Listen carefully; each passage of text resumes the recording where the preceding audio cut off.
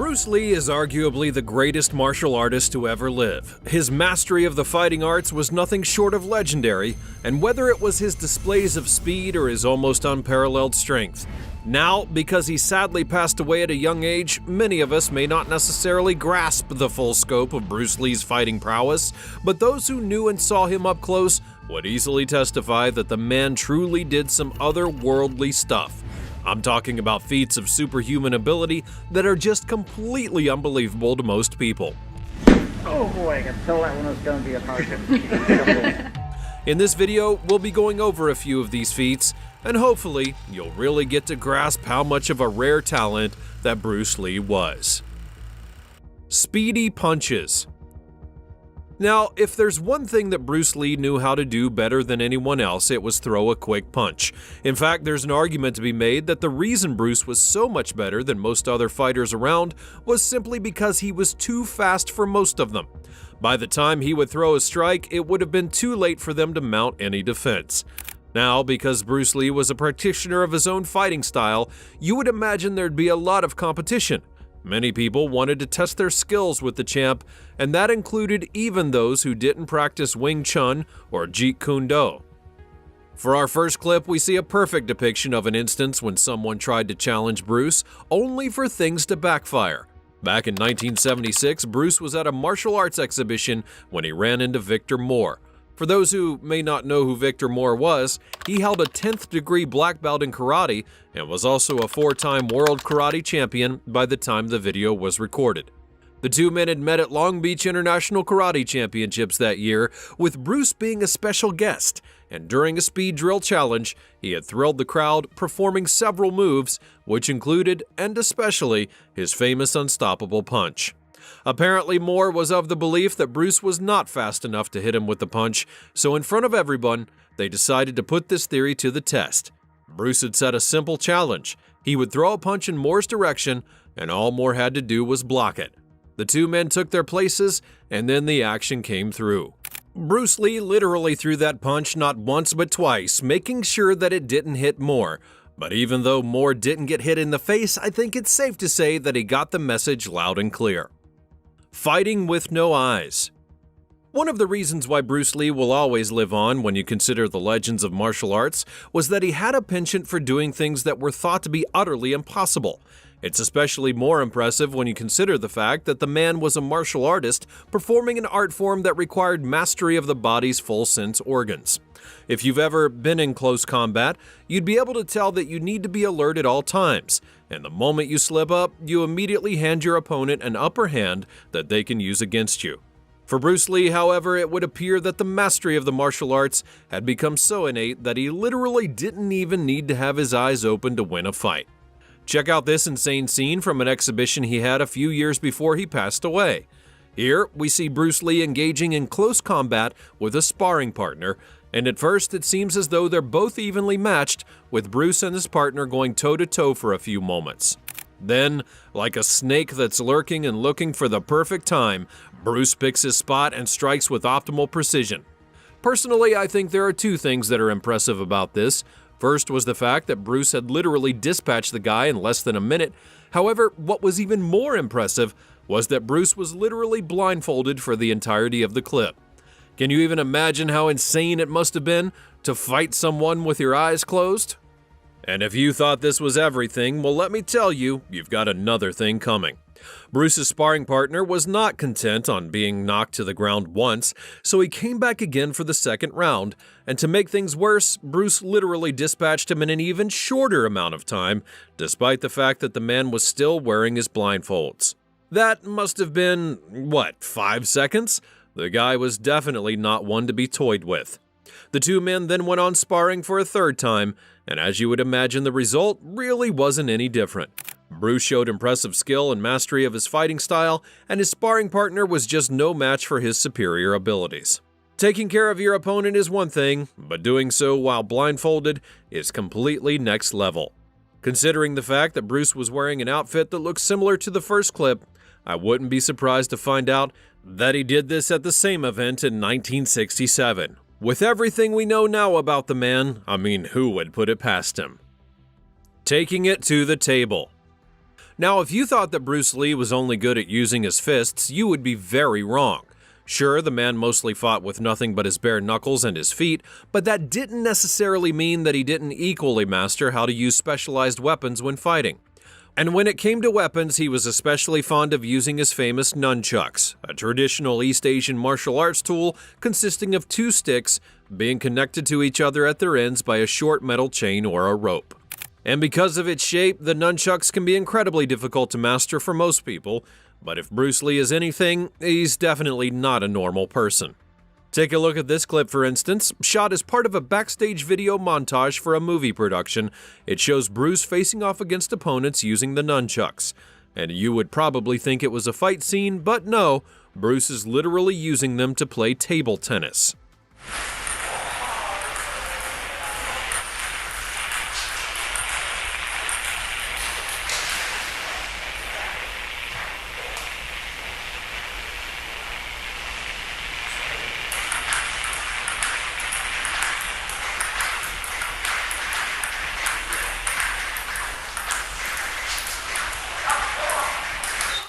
Do you even have any idea of how insane this is? I mean, first off, table tennis is a game requiring speed, strength, and an incredible amount of hand-eye coordination.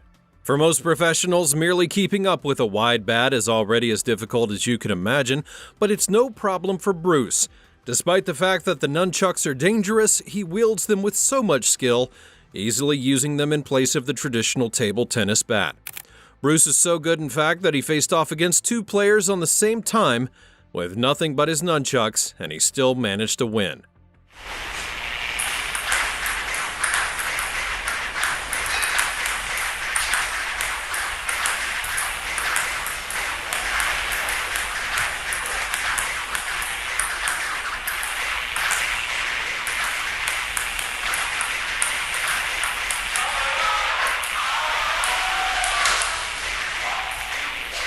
Honestly, if I hadn't seen it myself, I probably would not have believed the video was real.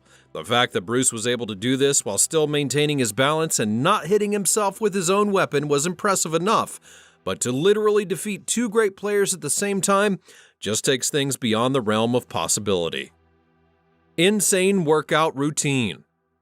It's absolutely impossible for anyone to attain the level of mastery over martial arts that Bruce Lee achieved without going through extensive and rigorous training. Bruce himself knew this and never cheated himself out of that. In fact, by the time he had become an established martial arts grandmaster, he was said to have engaged in such rigorous training sessions, most people would wonder if the guy was even human. Now, to really understand Bruce's training, it's worth exploring his fighting style. In the early parts of his career, he was trained by Ip Man in Hong Kong, and for years he had built up his mastery of the legendary Wing Chun fighting art, taking lessons from Ip Man while incorporating them into his own form of the art that he developed later in the early 60s. Still though, Bruce Lee would not be satisfied, and following a highly publicized fight with Wong Jack Man, he decided that he was not happy with the outcome of the conflict. Primarily, Bruce hated the fact that his fight with Wong Jack Man lasted so long, even though according to most sources he eventually won. He decided that the traditional fighting styles had become too rigid and so would not work in practical fighting scenarios. As a remedy, he created Jeet Kune Do in 1967. The style of no style, as Bruce would deem it, was requiring Bruce to literally switch his training methods. He began lifting weights for strength, running more to improve endurance, and stretching properly to optimize flexibility as much as possible. And as you can imagine, he succeeded with that as well. Bruce Lee's strength training was especially intense. He practiced his kicks and punches so much, relying on punching bags and kicking pads that weighed hundreds of pounds, and even at that, he still managed to almost break them. Just check out this clip of him trying to use a kicking pad.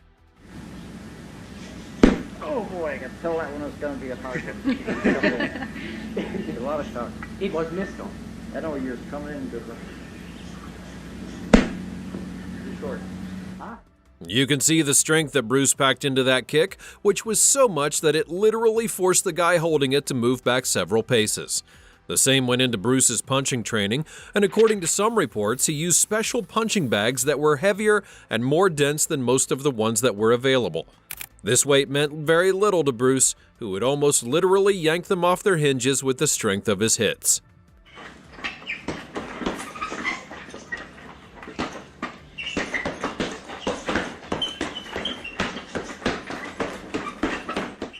With such dedication and an immense focus on building strength, it's really no wonder that Bruce ended up with a punch that was not only fast, but also lethal as well. And that's a deadly combination if I've ever seen one. All of these had helped to reinforce Bruce's Jeet Kune Do arsenal. With his new fighting style, he was finally ready to conquer the martial arts world. The 1-inch punch. If there's one thing that Bruce Lee has become especially famous for, it's the 1-inch punch, basically a style of punching that's so rare yet so effective, and even though many people have tried to replicate it, the truth is, it's nearly impossible. The 1-inch punch is exactly what it sounds like. Bruce Lee would stand at a very close distance to his opponent and deliver a powerful punch to their midsection. What made the punch so popular is actually the fact that it almost defies the laws of physics, because you have to remember, if you're going to punch someone, you'll want to stand a considerable distance and let the momentum from the punch give you enough weight to knock them down. With the 1-inch punch, Bruce takes a different approach, delivering a blow that's still as devastating despite the fact that it's literally an inch from the opponent. To be fair, Bruce didn't invent the 1-inch punch, but the technique is only prominent today because of how much he had popularized it, and to see him perform it is honestly to watch a master at his art. Interestingly, this clip was captured at the same karate exhibition where Bruce had sparred with Vic Moore, and you can see how intense the punch technique actually is. Despite the fact that he didn't have the luxury of space or momentum to really give it the right amount of power, he had still managed to knock the guy off his feet and get him to move back a few paces. It really just goes to show you the type of raw strength the man was working with. And you may be wondering, what happens if Bruce actually gets enough momentum under his punch? Well, that's why he also demonstrated his 6-inch punch. While the technique might not have been as prominent as the 1-inch, it's still quite impressive. And to really appreciate it, you have to see this clip from the same event. For a proper demonstration, Bruce invites a karate practitioner to have a crack at one of the audience members who was wearing protective gear. As you can see, the karate guy gave it all that he had, and he only managed to make the audience member fall back a few steps.